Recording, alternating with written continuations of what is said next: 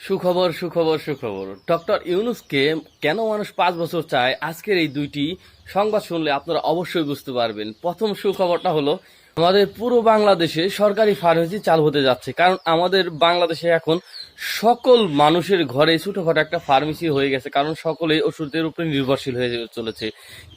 ওষুধের দাম অনেক থাকায় ডক্টর ইউনূস এই উদ্যোগটি নিয়েছে যে সকল সরকারি ফার্মেসিতে 250টির মতন ওষুধ পাওয়া যাবে, এবং সেগুলা কি অন্য ফার্মেসির যেসব ফার্মেসিতে এই ওষুধগুলোর দাম তার চেয়ে 2-3 গুণ দাম কমে সেই সরকারি ফার্মেসিতে পাওয়া যাবে। ভাই, এটা আসলে মানে ওই একজন জ্ঞানীর মাথায় আসা সম্ভব। এবং দ্বিতীয় সুখবরটা হলো বাংলাদেশ প্রায় 100-র উপরে মানে দুর্নীতিগ্রস্ত হোক বা আপনার বিশ্বের মানে নর্মাল দেশের উপরে ছিল, সেটাকে মাত্র 47তম দেশে এসেছে। মানে বাংলাদেশ পুরো বিশ্বের 47তম শক্তিশালী দেশ।